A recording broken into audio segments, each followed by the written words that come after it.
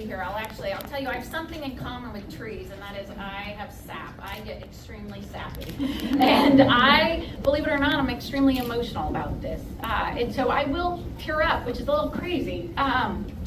First, I want to thank all of those who, one at the agency, at the Department of Natural Resources, that have made this possible over many, many years of me sort of big ideas, hairy, audacious ideas, pulling them American Forest.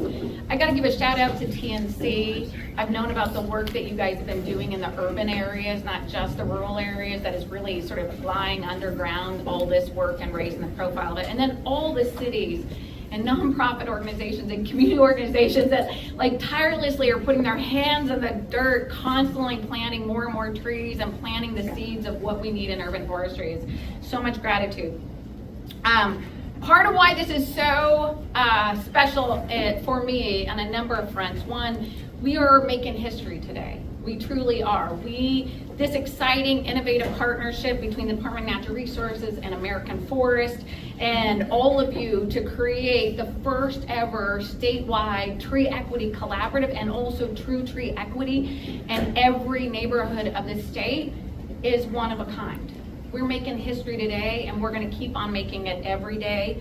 In addition to that, I'll just start by saying that this dream came out of me and Jad Daly, the CEO of American Forest, sitting down at dinner with a napkin in hand. And I'm asking, we're doing work in forest restoration, we're doing work in forest reforestation in the rural areas, and I'm like, we're leaving parts of our community behind, especially in the evergreen state. We are the evergreen state. We should cover the entire state in trees, from the most dense urban areas to the most rural areas. And he talked about tree equity, and he talked about what they're doing in places like Phoenix and Detroit. And I said, well, why don't we take this to the statewide scale? And all of the work you guys have been doing behind the scenes for many, many years is lifting up now that work into this organization and this program. It's also a very special moment for me because for me, the trees have always meant an enormous amount. I grew up in two different households. One had a very stable household where the streets were lined with horse chestnut trees. My father wouldn't let me watch TV or listen to rock and roll. I could only listen to NPR and classical music, right? And no TV. So I found my refuge in the trees. And we would spend our summer days literally climbing those trees or gathering horse chestnuts.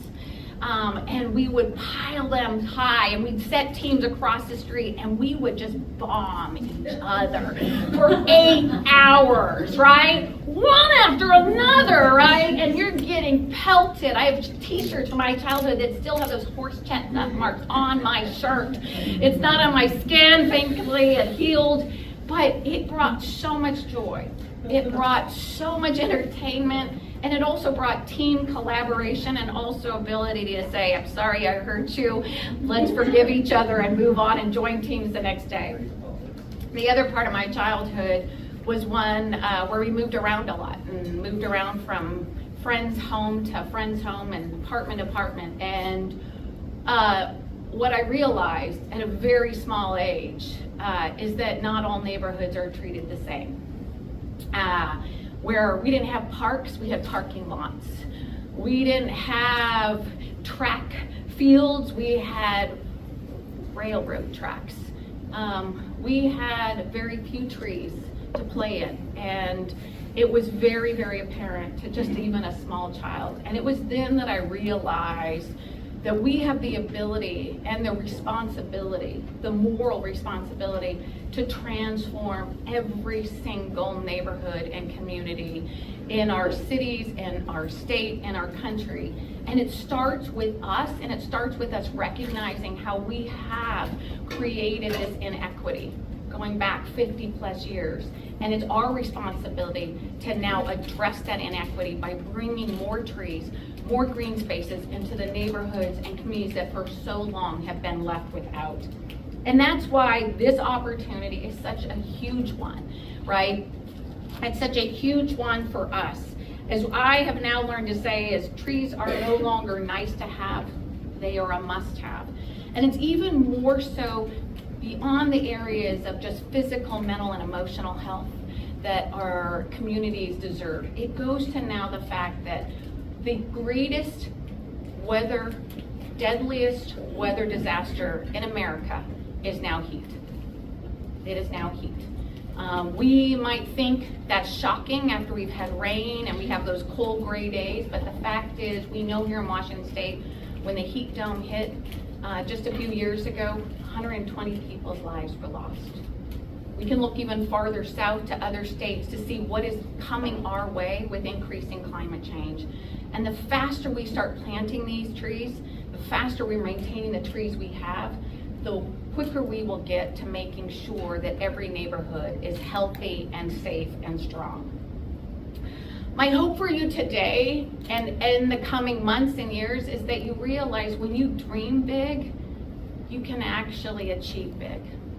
I do remember sitting down with Jad and I sketched this out.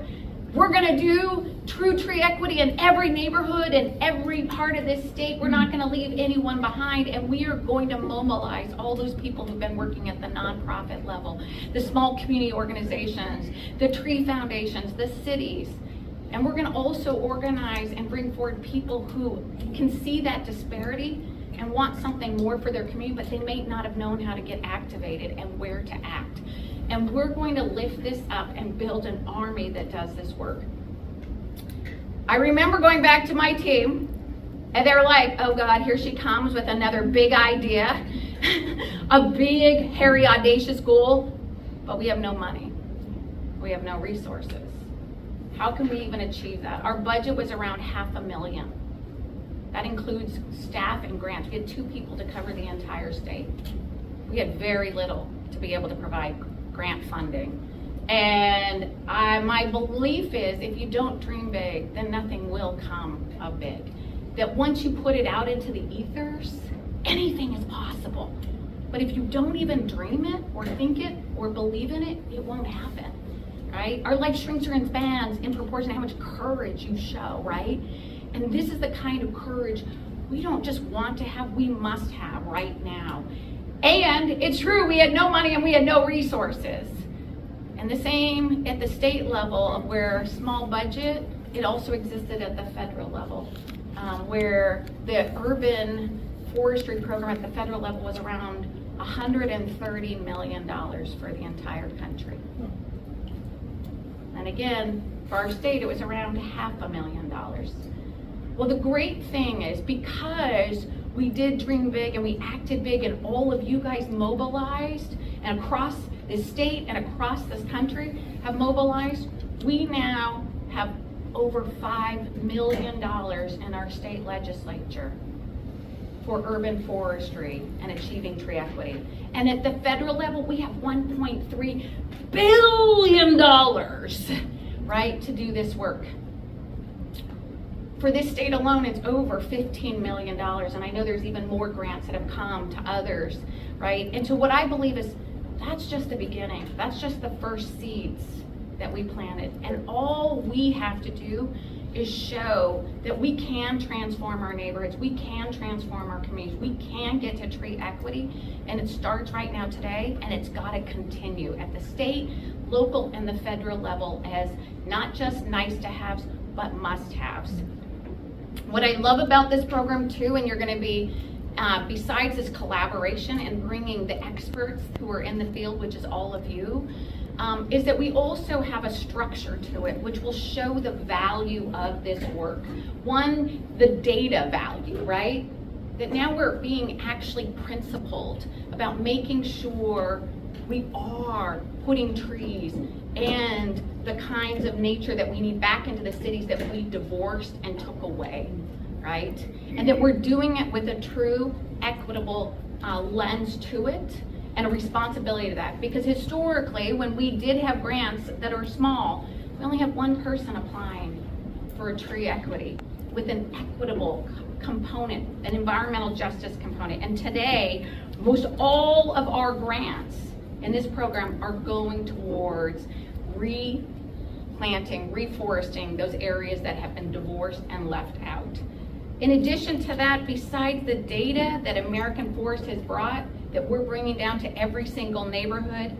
We are also embodying the context of workforce development. I have 3 boys. I raised them on a farm. They had to milk the goats, they had to butcher the chickens and the pigs, and I thought I was going to raise future farmers of America, future foresters, future natural resource experts. They didn't go that way. I think they're going to come back though. They said, Mom, we'll never be poor again. I go, you weren't poor. You had the greatest opportunity of anyone to actually know where your food comes from and to play in the trees all day rather than in front of your screens. And they were like, they don't see it that way yet, but they're 19, 21, and 25. They're still impressionable. So I think they're going to come back. But the reality is I know too many of our youth are right now divorced from nature. They're separated, whether it is because they're spending their time in front of screens and in windowless rooms, or because of back to the fact that our communities and our neighborhoods are not equitable and when it comes to our environment. And so part of this is about a workforce development, creating the future foresters and forest managers and stewards and our youth and those who are unemployed, underemployed, those who are our veterans who are right now desperately wanting to heal their bodies and also give back in a way that will help the future. There's also a component in there as somebody who is an attorney who tried to write the first tree ordinance. It is not easy by any means for you in the local communities and government.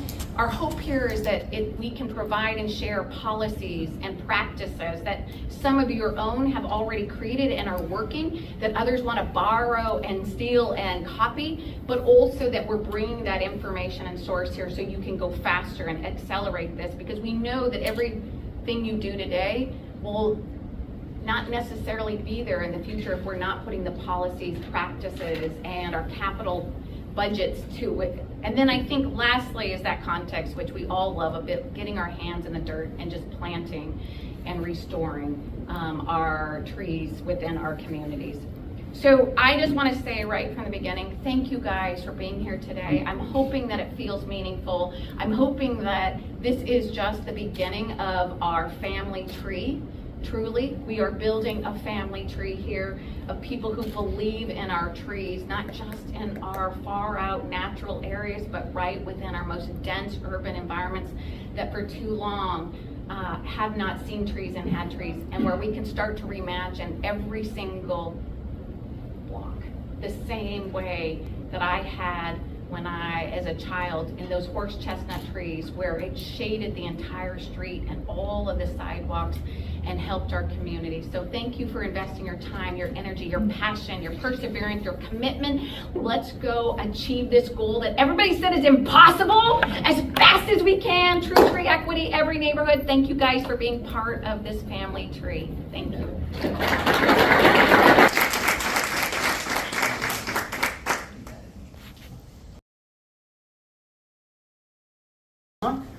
And yeah, just really excited to be here with all of you today. And here presenting with my colleagues from City of Tacoma, Mike Carey and Lisa Kenny, who's going to join us in a second. But what we're here to do right now is share a little bit of a case study of the work that we've been doing in Tacoma. And before we get to that, we want to do a little bit of brainstorming and kind of set a tone for you with a couple questions. Before I start kind of my portion, I also just want to invite you to think about where we are today and the history of this spot. I'm not going to say too much, but I want to acknowledge that we're here on Puyallup territory. The Puyallup people are still here helping us steward the Tacoma area. And it's especially important, I think, in a place like this. This is a degraded landfill. So if we think about the history here, we're trying to re-steward this place. This is my favorite of all the Superfund sites in Tacoma. You put the fun in Superfund. Yeah, that's right. And I'm excited that we'll get to show you like a little walking tour later for how it's being used. What I want to invite you to think about right now is just wherever you're from across Washington, what do you think is one of your biggest barriers for tree equity? What's one of the biggest obstacles or things that you need to work through in order to build up tree equity related programming? So we're going to start with obstacles, and then we're going to also think about opportunities. So just where you're sitting, whether you're with a government organization or a nonprofit organization or something in between, where do you think the opportunity lies? Because as we're going to talk about today, we got to where we are in Tacoma by asking exactly these questions and then working together from different angles. So I want to invite you for a couple minutes. Think about barriers and opportunities. You can chat with your neighbor next to you a little bit if you want to chat, but we're going to keep this relatively short, and then we're going to share with the whole group. Okay, so just take like 2 minutes to reflect, maybe write something down on a post-it if you want, one barrier and one opportunity. There is a huge brain trust in this room right now. Folks that have gone through exactly what you're going through, that are yet to go through what you're going through, but would love to talk to you. So make sure to exchange contact information in this room. There's plenty of like unstructured time too, just to have organic conversations. We'll do a field visit later, but utilize this room effectively, because I can't remember the last time I saw this many tree nerds in one room. I mean that with all the love in the world, people, but yeah, utilize it, okay? With that, I'm gonna do this really awkward back and forth pacing. So my name is Mike Carey. I'm the Urban Forest Program Manager with the City of Tacoma. Thanks, buddy. I am going to rapid fire a whole lot of information at you right now, and this is not meant to be the end-all be-all of conversations. It's just an invitation into a room for a conversation. I threw this up on the board here. I was very hesitant because there's a lot to unpack here, but very quickly, the bolded stuff is going to be your policies and regulations. This is a very brief history of Tacoma. There's a second slide too. The blue stuff is staffing resources, and the green stuff is programming. And so what you'll see here is this very, very quick snapshot of the history of about 100 years in Tacoma of tree stuff. So first, what's that? Sure. So the first tree ordinance in the city of Tacoma was adopted in 1927, about 100 years ago. And what you will see on the next slide, the very last bullet, is the next time it was updated, which is just this last year. City Council just updated our tree ordinance this last year.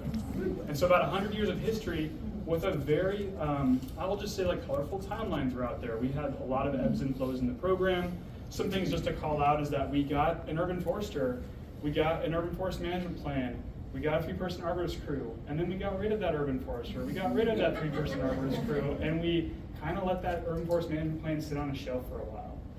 And so I think I say this not to say Tacoma is doing a great job or a bad job. There's no assignment of value in here. I just want folks in the room to resonate with what's happening in your community. Know you're not going through this alone. People have had resources and had them taken away, sitting right next to you. And I think that we're all better part of this. Again, the flavor of this conversation is leveraging core partnerships to get stuff done. I might drop a few S-bombs, I was just about to say here, but I'll withhold for like the critical moment. Okay, so ramping up into the 2000s here, again, so we actually had a couple years where there was no urban forester, no urban forestry program in Tacoma. Urban forest management plan was on a shelf, we had no tree crew. But then something happened in 2015. And I'll go through this in the presentation a little bit, but we really restructured the way, the dynamic around urban trees in our communities and how we were communicating. It went from street trees being a beautiful decoration to street trees having stormwater value. And the kicker here was street trees equal community health.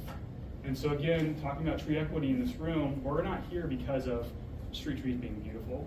We're not here because of our park trees providing stormwater value. We're here because we understand there's an equation here, which means more tree canopy equals more lives being saved from impacts like urban heat, pollution, and our air quality, and other things as well. Okay, and then my favorite bullet, the very last one, City Council updated our street tree ordinance just this last year, and so now we're kicking it with new protections on trees. So here's really quickly, I'm just calling some folks out in the room. They probably didn't know that your pictures were going to be on slides, so you're welcome. So I'm putting some stuff on slides here because I want you, if you have questions about any of this, any one of our staff or our partners that I'm talking about today should be able to help you out with stuff. Please don't hesitate to ask. So once again, Mike Carey, I'm the urban forester here at the city. Brian Hebert is right there. He's our urban forestry analyst, and he's doing a lot of the implementation of our urban forest management plan. Lisa Kenny is our community tree program manager, who you'll hear from in just a minute here about our new community tree program. Also, I would be remiss in the conversation about urban forestry partners if I didn't call people out as partners. And I apologize again for putting people's slides our faces on slides. So there was a moment in time when urban forestry in Tacoma was no one.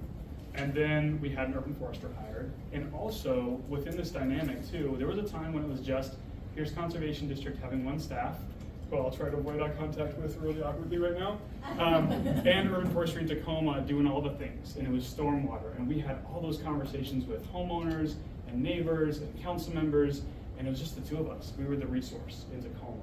And as you can all imagine, that's a lot for anyone to take on. But we've been gifted. We've been gifted with growth. And I will call out another person who probably also didn't know that there you go, back in the back room. It's Mark. Welcome, buddy. So Mark, also with Metro Parks Tacoma, is their urban forester, and he's been a tremendous partner with helping us, because they're huge land managers, right? Your parks folks, they have property to throw trees at. So if you're trying to grow canopy in a specific neighborhood, they're incredible partners for that. Hannah, with the Nature Conservancy, also incredible partner. She has been leading a lot of really incredible strategic things happening across the region, and if you haven't reached out to her yet, you really should. A lot about workforce development, about urban tree growth, connecting to stormwater resources as well, which is a really great lucrative adventure if you folks haven't figured it out yet in your communities. I strongly advocate for it. Tacoma Tree Foundation, you heard a little bit about, you'll hear more from in a minute. And then, where's Joey at? So you're welcome, Joey. So Joey, another incredible resource with WSU. So he's actually in the field portion this afternoon. I'll let him give a little bit more about the work that he's doing. An incredible resource talking through with community members about plant health perspectives. Okay, so one of the reasons why I'm sitting in front of you today is because Tacoma currently, according to our last LiDAR analysis that was in 2018, we have 20% tree canopy cover. We are dead last in the region, and if folks in the room have worse tree canopy than we do, please come talk to me afterwards. I haven't updated this necessarily, but I'm hazarding a guess that there aren't a lot of folks in the room that might have less tree canopy than the city does.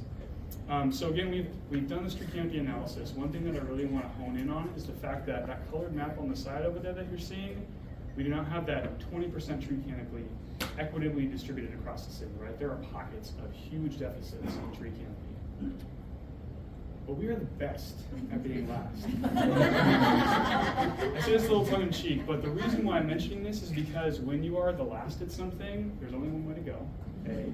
And also people come out of the woodwork. Incredible partnerships have been just collected out of this. We're last in the region. What are we gonna do about it? How can we leverage each other's resources? How can we make something out of nothing? And so that the partners that I mentioned on that slide earlier are just a very small snippet of some of the core partners we work with. We work with a tremendous amount of people in this space. We are very privileged to have. And through that being last, we have adopted a ton of policy around it, right? So now our comprehensive plan says that trees are critical urban infrastructure and they're connected to a stormwater utility. Once again, it's a good place to go. Our environmental action plan talks specifically about increasing tree preservation regulations. Again, when you've got no trees, every tree is sacred. You have to start talking through how are we going to keep what we have here.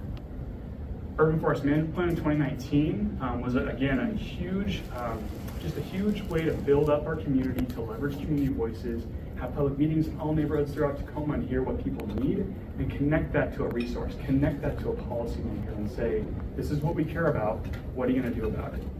And then the Climate Action Plan, which is where we really started putting this time-sensitive criticality to all of this. We need to act now for our future.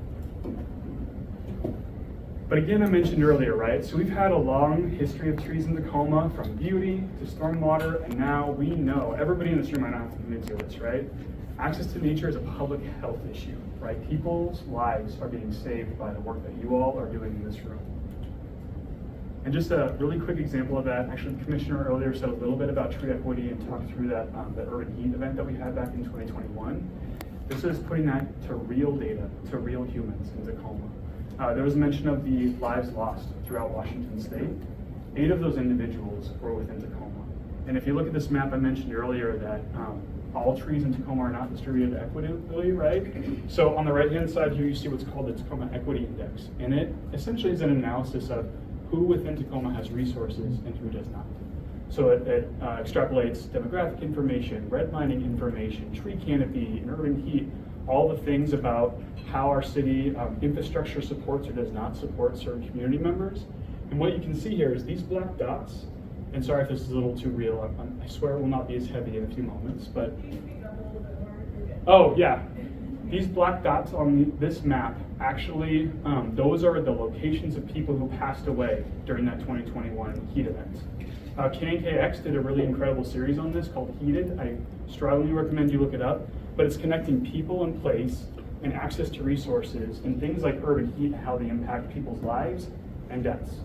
And so with that, you can see that same trending with our tree canopy map, right, that we had talked about earlier. And then over on your left-hand side, you'll see we actually did an urban heat island study as well, where we did real-time mapping of urban heat distribution across the city. And we were able to show that the places with the lowest equity, lowest tree canopy, were the hottest. And we had 8 Tacomans die because of heat in Tacoma. So this is real. It's not, these studies that are being done elsewhere. This is real for Tacoma. And with that, I will just say, again, in the spirit of partnerships, we have had a lot of ebbs and flows over the years, but I think one of the most critical things that we've done as a community is to leverage our community's voices with a nonprofit partner who's boots on the ground. There's only so much that government organizations can do.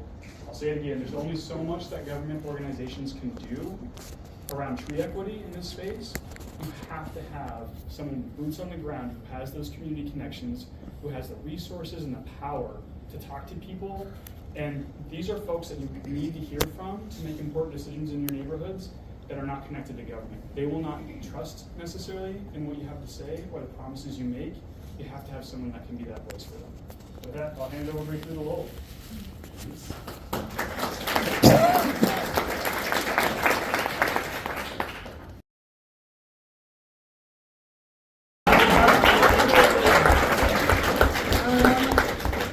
I know you've been kind of getting talked at, so maybe we could, I don't know, stand up, stretch. Maybe you don't need to stand up, you can just stretch at your seat. Because I want you awake for my part. Okay, so like Mike said, I'm Lisa Kenny. I'm the Community Trees Program Coordinator here for the city. And hopefully by now you have your own takeaways. If not, I'm here to tell you what takeaways that you should have by the end of this ride. So yeah, a lot of the takeaways that we learned from the Tacoma Mall Greening Project have tied in directly to a new program that just launched last year called the Community Trees Program. And so there are nuggets from Tacoma Mall Greening Project and just the first year of the Community Tree Program last year that I've kind of combined and wrapped up for you, and we'll go through all these takeaways now. We're gonna dive in. So the Community Tree Program, we sustained funding for this program through City Council in 2022. And the intent was to fund a program to essentially enhance engagement, provide education, and support the growth of urban tree canopy, but specifically by focusing on reducing barriers to tree planting in those high priority neighborhoods. And the program is funded at $100,000 a year. $75K is directed to Tacoma Tree Foundation to administer that program. And the city retains $25K to purchase things like trees, soil amendments, ties, food for training, mailing services, so many things. Let's see, our contract with Tacoma Tree Foundation was finalized last May. And so the Community Tree Program's first year was actually its first 6 months. So that's what I'm gonna talk about, our first year, hashtag 6 months. Okay. Oh, which brings me to my first takeaway. Limited funds, limited capacity, limited time, challenge accepted. That's what we say in Tacoma. And in the Tacoma Mall Greening Project, and what you'll hear and see in the Community Tree Program is that we're able to take a small amount of funding with a small and dedicated kind of team and make it go a long way. And so you might ask yourself, like, what's Tacoma's secret stuff? And it's really quite simple. The secret juice is really just having a unified goal around improving environmental justice outcomes in the Tacoma Mall Greening Project, and again in the Community Trees Program. And I feel like that shared goal just really drives us all. We're very committed, and it feeds a lot of creativity, I will say. Again, focusing on those high priority neighborhoods as determined actually by a couple of cool mapping tools. So Mike showed you these maps earlier, the heat distribution map, the tree canopy map, and the equity index. But we launched a new tree mapping tool last year called the Tree Planting Prioritization Tool. And it essentially takes all this data that you see here and combines it with plantable space and generates specifically tree planting priorities based on census blocks. And so that's the tool that we've used to prioritize neighborhoods in the community tree program. And so, let's see, another takeaway, and we haven't even gotten into any program details yet, but so this takeaway is just identify your strengths, don't be a hero. You don't have to do it all as an individual and as an entity. Call on your partners, because you might not be the best at one skill set, but somebody else might be the best at that.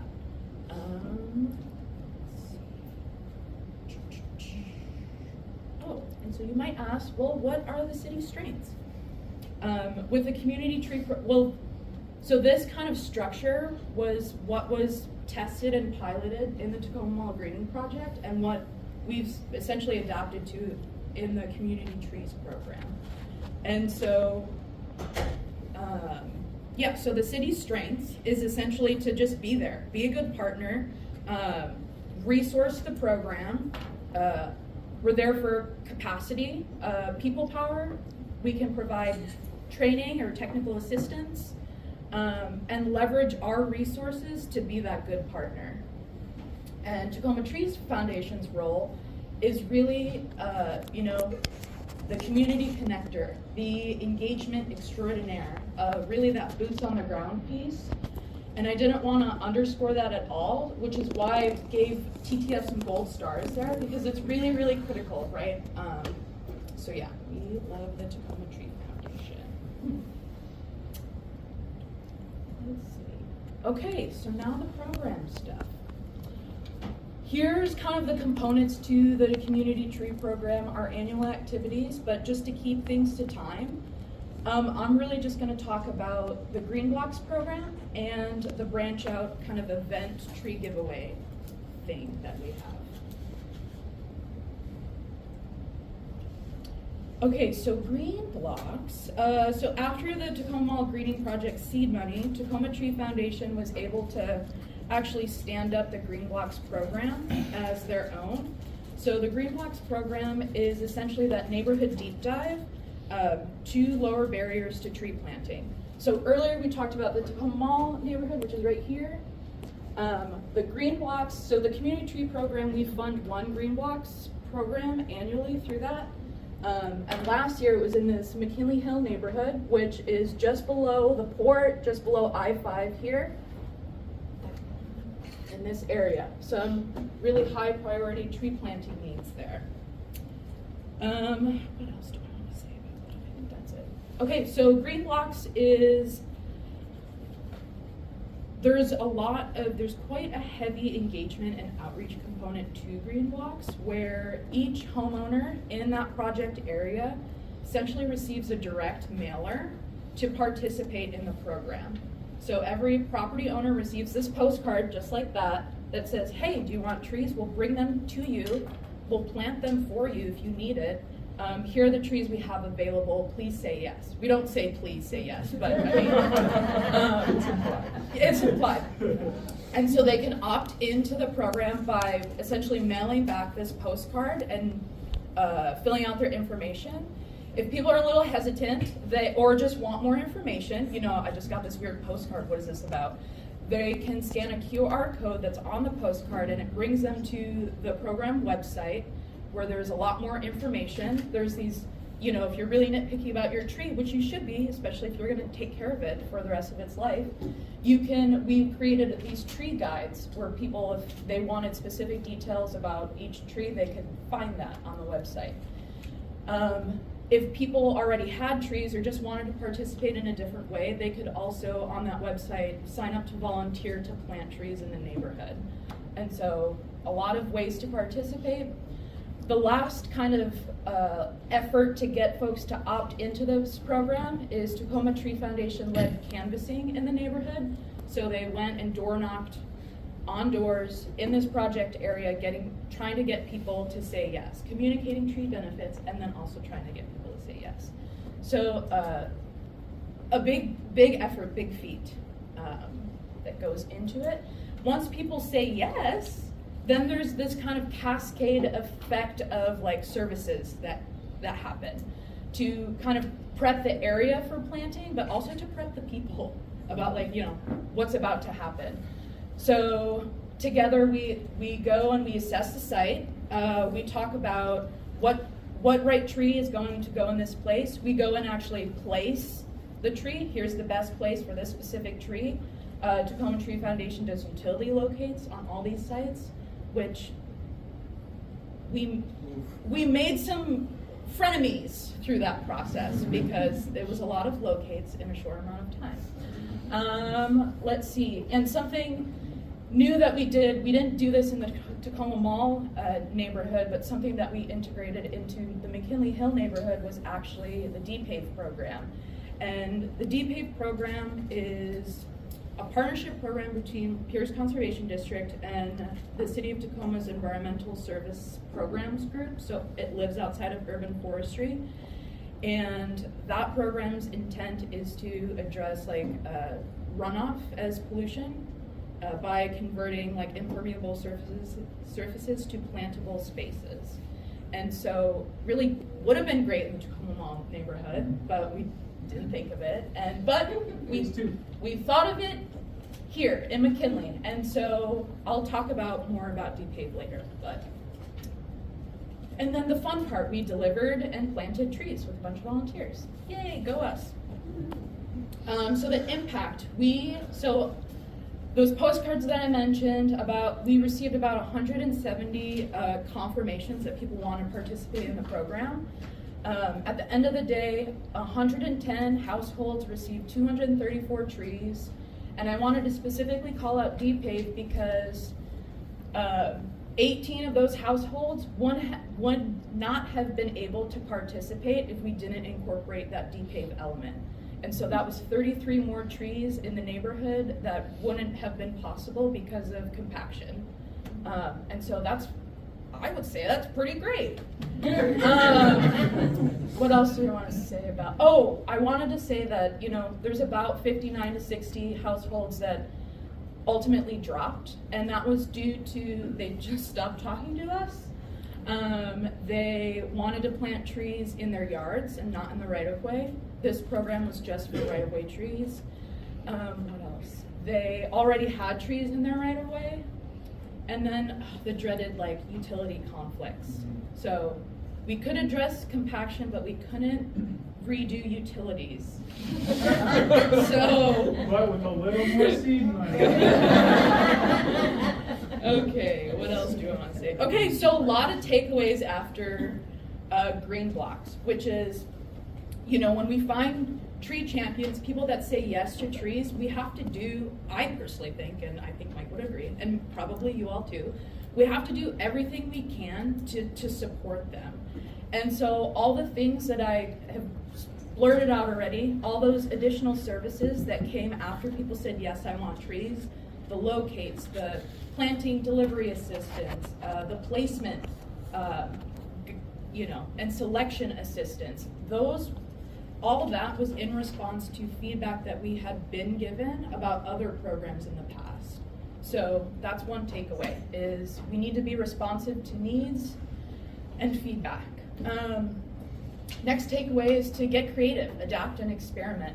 There's always going to be ongoing challenges to tree planting, and we could just sit there and take that as is, or we could do something about it. I encourage you all to do something about it and to get creative and experiment.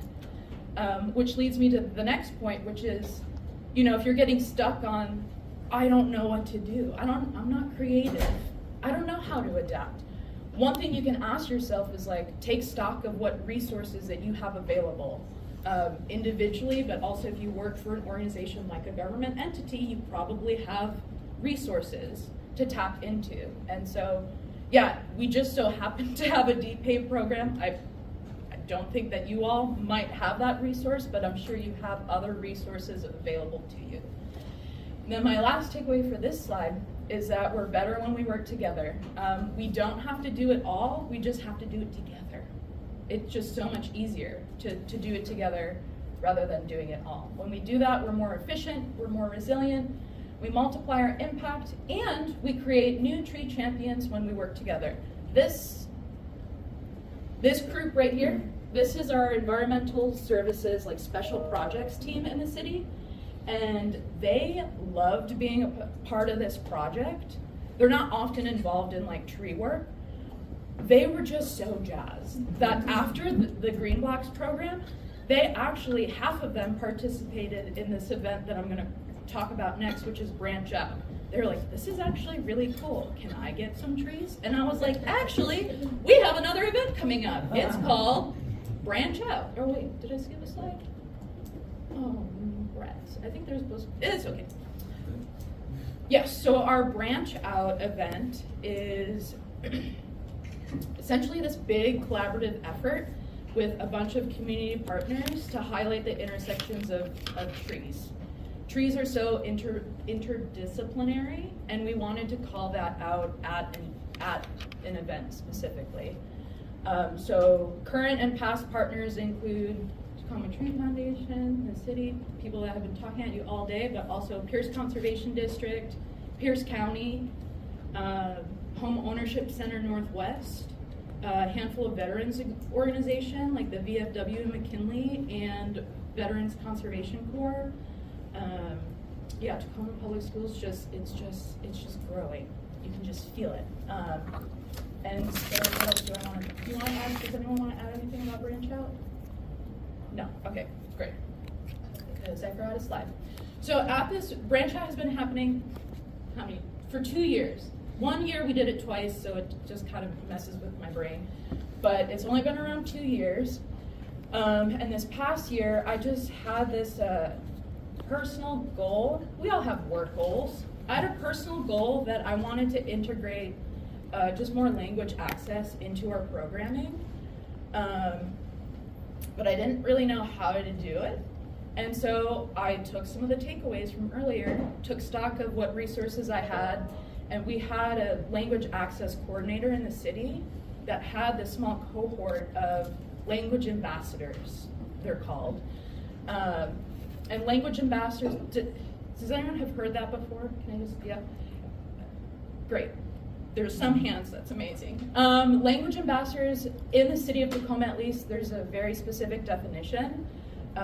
It's, I think, off the top of my head, it's a fully bilingual person that's able to provide translation, a relevant cultural translation that keeps its original intent, but then there's also another aspect of language ambassadors. They're tapped into the community, so they can provide insights onto like where are the community hubs of this specific language speaking groups, like how do they communicate with one another, what apps do they use.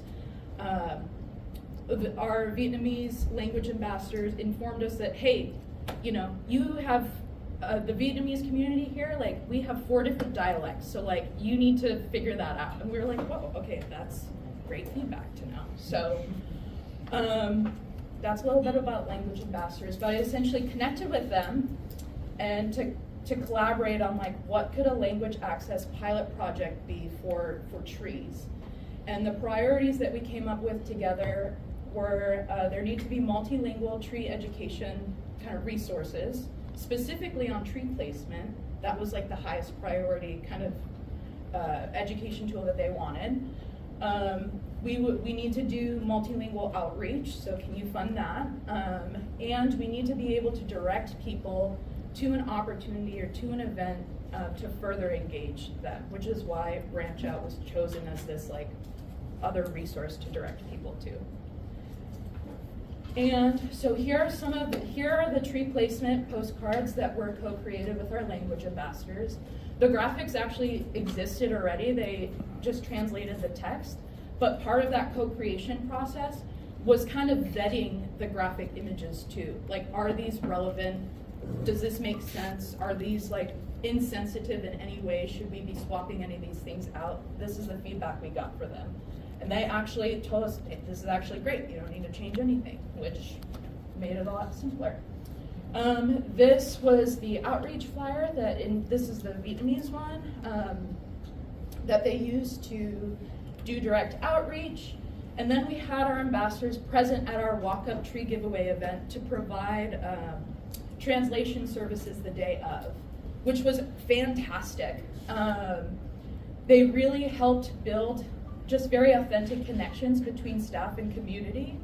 I can't tell you how many times people would come up, they would need translation services, and you know, when it gets time to giving them the tree, we need to collect certain information to prove that, like, yes, our taxpayer dollars were spent within the city of Tacoma limits. People were not willing to share their names, their addresses, but having the language ambassadors there on site, being able to have a full-on conversation about, like, you know, here's why we need this information. What do you think about that? I don't know.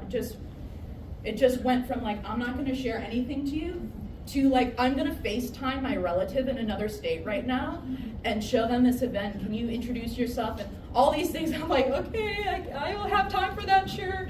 But just like an amazing trust building kind of pathway that was created. And so there wasn't a way for us to tally people that utilize the services, and we didn't just think of it. But we do know that over 10 families were supported from these services, spanning all 4 language groups, which were Ukrainian, Vietnamese, Spanish, and Russian. And those are our language ambassadors. Thank you.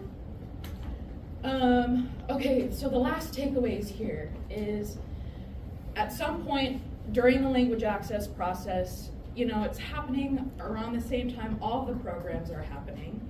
And it's really easy to just tell yourself, oh man, this is too hard, I'm tired. Let's just do it next year, which is fine if you need to say that, but don't let it be your motto, okay? Because then nothing will get done. And let's see if this makes sense. So number 9 is no. How many times have you been told no in trying to advance this work? I hope, I know probably a lot. And so I hear no all the time. Not just from Mike. No, but I mean, like, I give you feedback, you try to take that somewhere, and then you're also told no. And so how can we turn no's into, you know, not yets? Because you can't spell not yet without yes. So it's just my encouragement to, you know, if someone says no, like, in trying to advance this work, try to find a different pathway. Because it might not be a no, it just might be a not yes that turns into a yes. And then my last takeaway is that, you know, in this field, in this space, in our organizations, we need to really have people working in these spaces that have equity understandings and skill sets. I think it makes, I hope you all, I didn't really practice this last one, but like, yeah, urban forestry is a white-dominated field. It's very lonely being a person of color in this field. So we just need to do better. Yeah.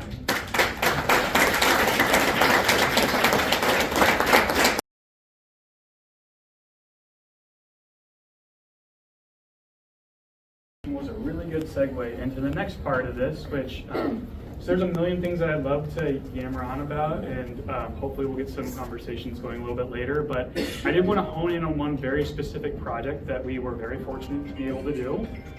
So we were able to receive back in 2018 some landscape scale restoration funding through the Forest Service to be able to do a super deep dive in one neighborhood. And this was a playground for us. So I had mentioned that we had spent a lot of time building policies, building support, at the local legislation level. We also had a lot of really critical components, right? Now we have a local nonprofit partner doing tree work, boots on the ground. What we wanted to learn is what would happen if we just, instead of spreading all of our resources across the entirety of a city, what if we did a super deep dive in one neighborhood and we just called it a testing grounds for all the things that we just dreamed of that we wanted to try, but didn't have funding or resourcing or partners to do. And so this Tacoma Mall Greening and Tacoma Mall neighborhood is actually pretty darn close to here. It's just across the way, about 5 minutes to our east.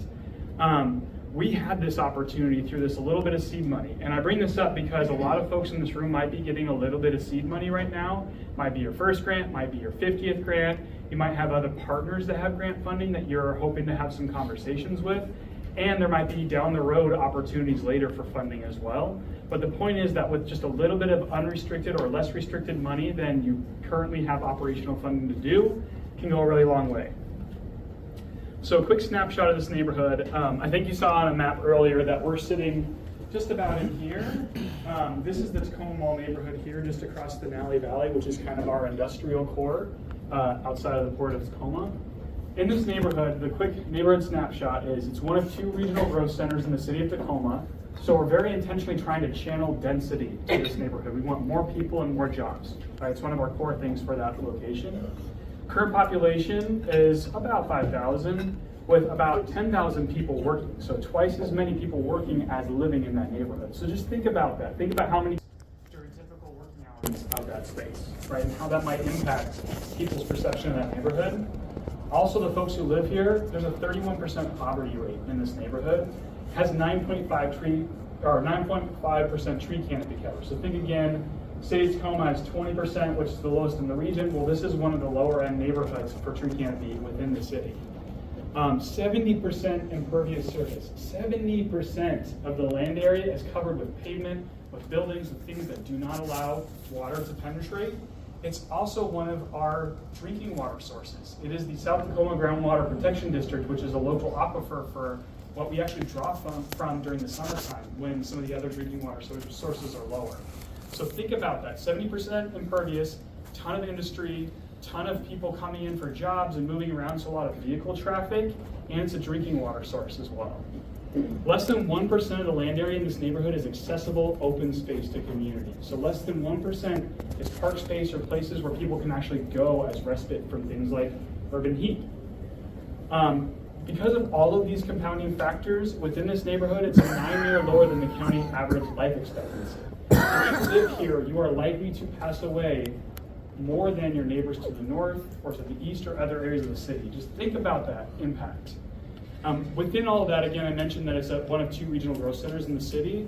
We're expected to see 3 times the amount of residents and 2 times the amount of jobs by 2040. That is the projection from the Puget Sound Regional Council. So again, think about all of these compounding factors. This is a perfect testing grounds for all things. Like, what do we got to lose? Don't quote me on that.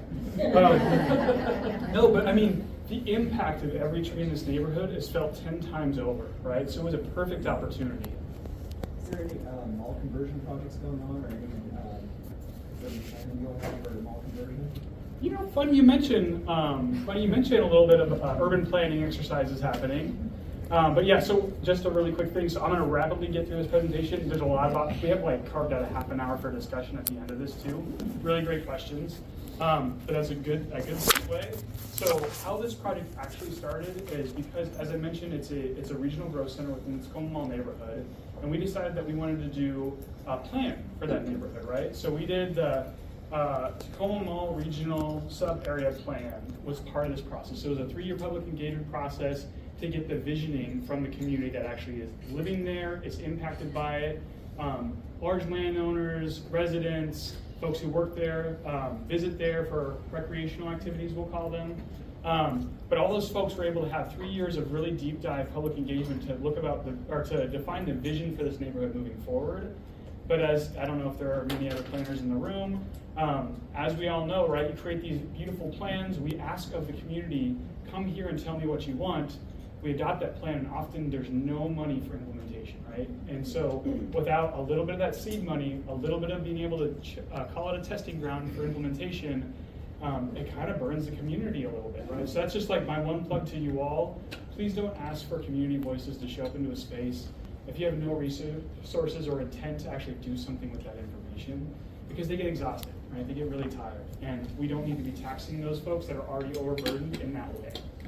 So we were able to tee up all of this package for federal funding, as I mentioned, and just in the vein of partnerships, this is a very brief list of some critical components for partnerships that went into investment in this neighborhood. We were able to leverage every single resource we could to hyper focus on this one neighborhood and do a pretty significant impact. This is not a comprehensive list. This is just a very quick list. Hopefully you'll get this information later and you can follow up with folks that you might want to talk to. Rapid shot of the 5-year time frame. It was supposed to be a 3-year grant, but COVID, surprise. So we extended it 2 additional years. So you'll see there's a little bit of a lull here in the middle and a whole lot of stuff at the end. And I'm not going to ask you to memorize or really dig into this, but you'll just see that the kind of the bands here, the swim lanes in this graphic is we had a bunch of tree distribution events. We had a bunch of engagement and shared learning opportunities. We had tree planting events in the neighborhood. We had several major capital construction projects where we planted trees as street trees throughout like big construction impacts. We had tree maintenance projects where we actually maintained our existing trees for health. And then neighborhood-wide projects, things like big planning efforts, like stakeholder engagement opportunities for a 5-year ban, right? Like we do not get this opportunity often to have 5 years of dedicated conversations with community. It was pretty phenomenal. Rapid fire again here. These are just some of the engagement strategies, some of the approaches that we took. And again, this is all a testing grounds. The point here was not to be perfect at anything. We are raggedy in Tacoma. We are the best at being last. And we'll try things and hopefully not be afraid to fail. And part of this was just seeing what sticks, right? So I'll talk about some of these. We had really good stakeholder engagement, community advisory groups. The Tacoma Tree Foundation was able to have hands-on conversations with a ton of community members for a 5-year time frame. We leveraged some public properties. We tried to unpack this, like how do we get commercial property owners to be involved in proper tree health care? I mentioned not being afraid to fail. That was a fail. We couldn't unpack that one, maybe next iteration, next grant. But we also tried to unpack multifamily and single family. We leveraged public art, which is probably one of my favorite things. So I'll get into a couple of really quick examples here. So one of the things that we wanted to try is just unique ways to leverage partnerships that we don't typically get to see. I think a lot of us who are in this public space of tree events see the same frequent flyers, right? Showing up to all of our events. It's the tree folks. Love you all, dearly. You're all great people. Also, we talk a lot, right? Like we're not changing mind frame. We're not changing or converting people to tree people by having the same conversation, right? So you have to find unique ways to get people into a room or to engage in a conversation. One of the really interesting things that we were able to do is we worked with our arts program to actually commission local artists to do tree-themed art. And that was a huge way to engage in community members that didn't necessarily care about trees, but maybe they cared about art. Or maybe they had children, and those children are doing these art projects, and through that, it's a vehicle to learn more about our impacts of our environment on our community and on our health. So we were able to have a couple of different installments here. There was this free plant recipient, and one of Alex Shellhammer is one of the artists, and he did these pop-up tree giveaways throughout the neighborhood, where he had these like mobile stations and tree shares, and it was a great event for just kind of like showing up in a space and say, here, take a tree. We also did this Madison District, it was this Madison Wishing Tree event, where Taruko was the artist who was able to create lesson planning with students at one of our schools, and then create these really interesting art features on these planters at the school with the students, and then engage again those families in discussions around trees and health, and which led to a lot of really powerful partnerships moving forward. This is also one of my favorite things that we got to do. So we have the Tacoma Mall, which talking about opportunities, right? So like that, people who are at the Tacoma Mall, typically I will say, don't want to hear your tree spiel. Like I'll go ahead and say that, right? If you walk up to somebody with a free tree at the Tacoma Mall, they're not like, cool, tell me more.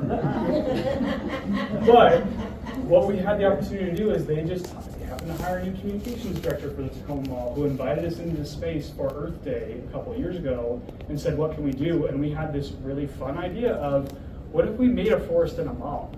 And so we were able to construct this ridiculously heavy and awkward structure in the Tacoma Mall and fill it with plants and material, make it super messy, but it reeked like pine throughout that whole mall for weeks, and it was fantastic. And with that, we were able to get a whole bunch of new conversations going, right? We invited community members in. There was a few individuals that go to the mall every day, and that is their walk. Again, I mentioned less than 1% of the land area is accessible open space for community members. They walk in the mall, that's their deal. And they would come up and say, hey, what you doing here? It was a great entry point for conversation. We also got to use it as, and these are, I mentioned Alex wanted this pop-up installations. We actually gave away plants at the mall. The Tree Foundation gave away plants in the mall.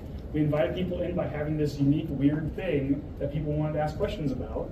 And then we also got to share information about how nature and our environment impacts community health. I already shared these maps that are over here on this board, but we had the opportunity to, again, invite people into this weird thing that I need to know more about and have a conversation. And that was the most powerful thing. I mean, I don't know about you, there's a lot of door knocking conversations that happen too, but just grabbing people who didn't necessarily care about trees and kind of blasting them with information unexpectedly was a really great opportunity. I also mentioned some powerful partnerships that were created at the school through the art installation, and this was a really fun one. It was the Madison School Tree Planting event, where we actually worked with the school district. We got over 100 volunteers to show up into the space, plant almost 60 trees, and the canopy coverage here was 4.5% prior to this event. And it was a result of nearly 3 years of relationship building with these partners in the school district. It was very, very fun, cool event. Actually, some folks that you might recognize in that. The commissioner actually came out for that as well, Lowell, and a bunch of city council members as well. Everyone was to show up for the golden shovel, and so again, a really good opportunity to engage folks in conversation about the importance of this work. And then also reading research in Tacoma. This is another really unique thing that we were able to advocate for and to participate in because of this amazing network of partners, plus a little bit of seed funding. And GRIT, or Greening Research in Tacoma, is this partnership with the Nature Conservancy, the University of Washington, Tree Foundation, health folks, City of Tacoma, a lot of partners that were really interested in understanding or quantifying the impacts of changes in our landscape and greening of a neighborhood on human health and well-being. So we were able to set up this research study that put these temperature sensors out within the neighborhood, and they were able to analyze specifically urban heat trending in relation to proximity to trees or not in proximity to trees. And then there was also this this research that was through public engagement and participatory planning, and they were able to have really good critical conversations with community members and talk through mental health impacts of community greening. So they asked questions like, about their just mental well-being to start before there was any intervention, and they were able to have ongoing conversations through capital construction projects, through some of these interventions of community greening to see what that mental health impact is. And this is a slight plug because we funded phase 1 of this work, and we're looking to fund phase 2. If anybody knows, anybody sitting around with a couple, $100,000 they want to spend on community research that benefits us all, let us know. So all of this, the culminating impacts of this was 4 years of really deep community engagement. 16 projects across the landscape. This is just a really quick snapshot of some of those. 13 specific events. 672 trees were planted in the neighborhood through this work, in one neighborhood. 592 trees were distributed through partnerships like the Tacoma Tree Foundation, having these public tree shares, and the artists as well. And 318 existing street trees pruned. And one level of context here you don't necessarily need, but in Tacoma, the adjacent property owner is responsible for street trees. The city does not have that tree crew. I showed you earlier on the timeline that we got 3, and then we lost 3, and we haven't had 3 since. So we don't have a proactive tree maintenance crew in Tacoma, and so we expect every adjacent property owner to be an arborist to maintain their own trees. And again, with a little bit of seed money, actually City Council passed a hazardous tree assistance program where now if you live in a lower opportunity neighborhood and you have a hazardous tree in your right of way, the city will show up and we will care for that tree and mitigate the hazard at no expense to you. So it's no longer your issue to deal with. It's now the city saying, we're going to step up to the plate. And this was a really good example of a little bit of that seed money maintaining proactively 318 existing mature trees so they didn't become public hazards later down the road. Whew, that was rapid fire. Okay, Thank you for coming to my TED Talk. With that, I'm going to go ahead and hand it over to Lisa Kenny, who's our Community Tree Program Coordinator. And one of the things she will share is how this testing grounds that we had in Tacoma Mall through this work transpired to be something so much bigger than we could have imagined with our Community Tree Program. Tree Foundation does here in the community. And if I could add something to the timeline that Mike shared, just from the community perspective, those are all really important government milestones.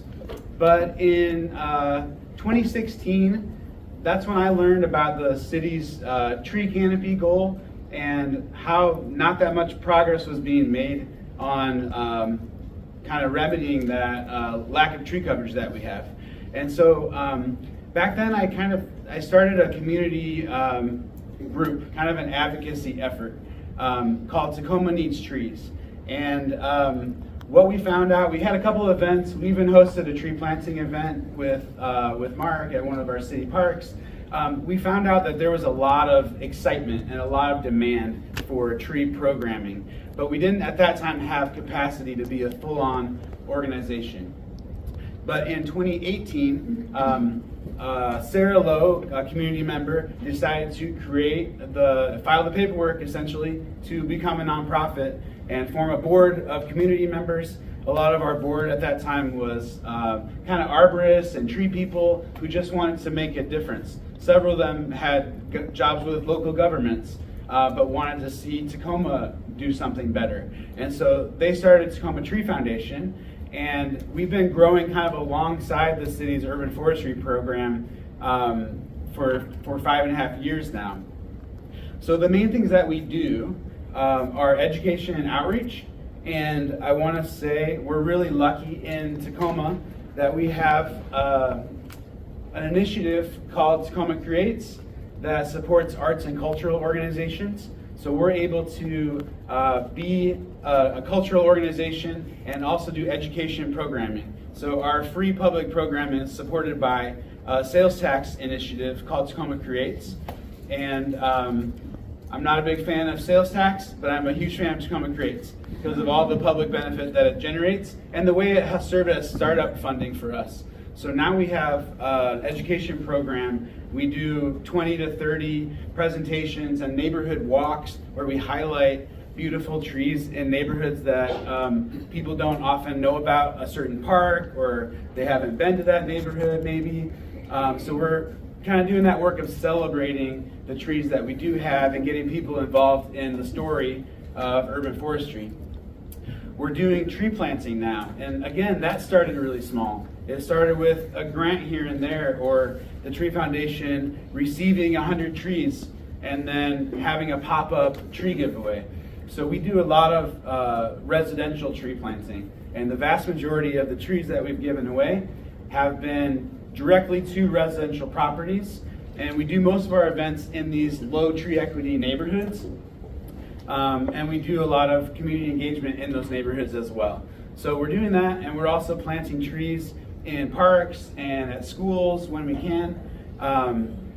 We have a partnership with American Forests where we've been doing some plantings at schools and parks, and so that's a really great angle as well. And then thirdly, we do some work on policy and advocacy. One thing I say all the time is that we can't plant trees fast enough to make up for all the trees that are being cut down from development, from illegal cutting in natural areas. It really matters to have good policies on the books. So if you're in a community that has a tree preservation ordinance, count yourself lucky.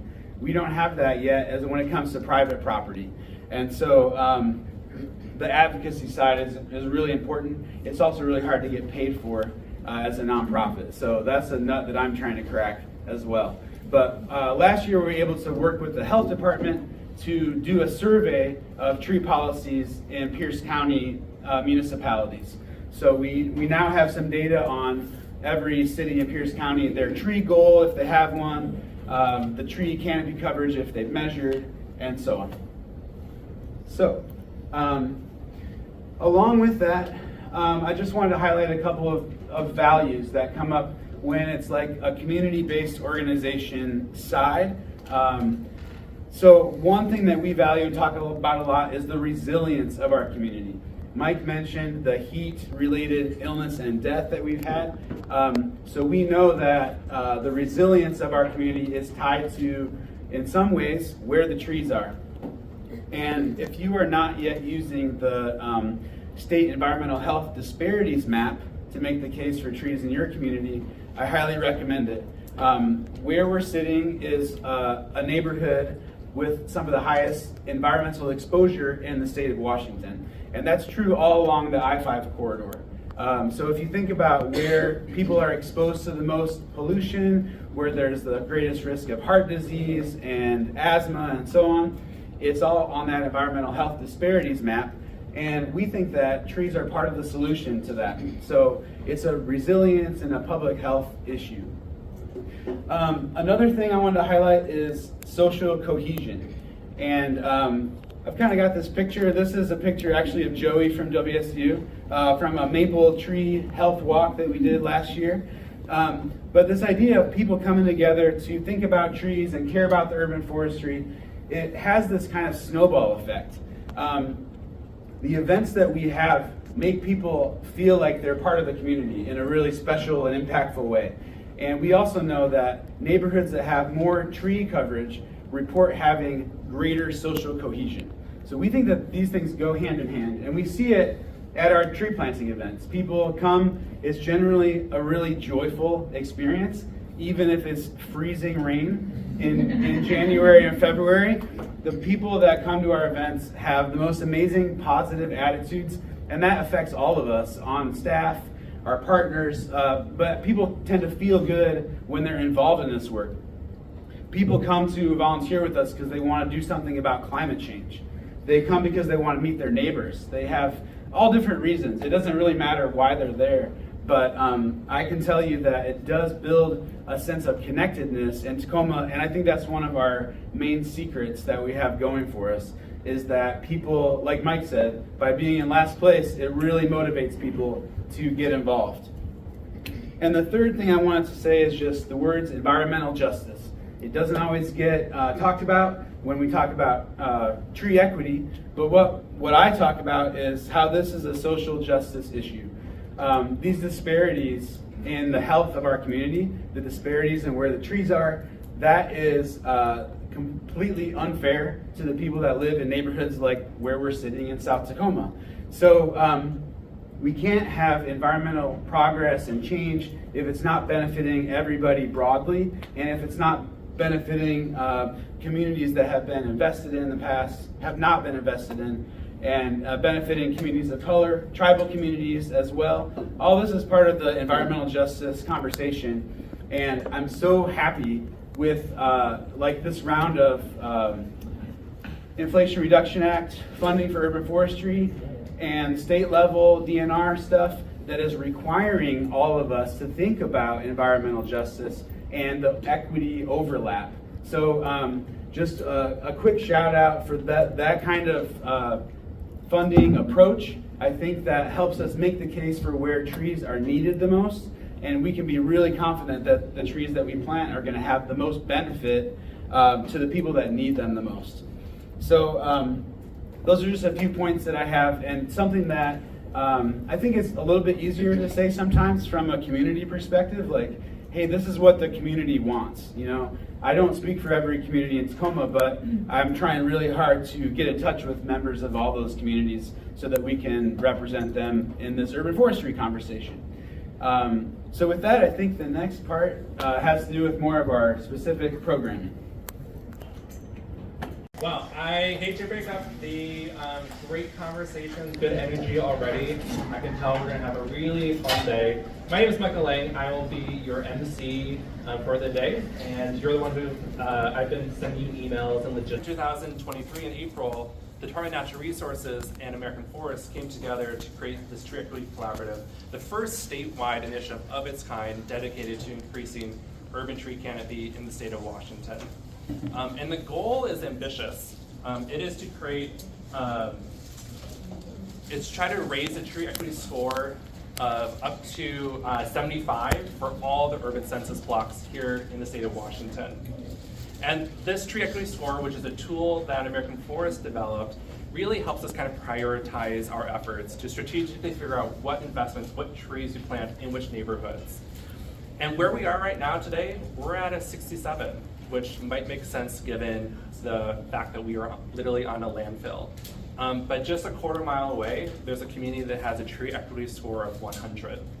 And these disparities are not necessarily accidental. They're the result of decades of disinvestment, of decisions, of policies that were put in place. And kind of left to their own devices without any kind of intervention, those scores won't improve over time.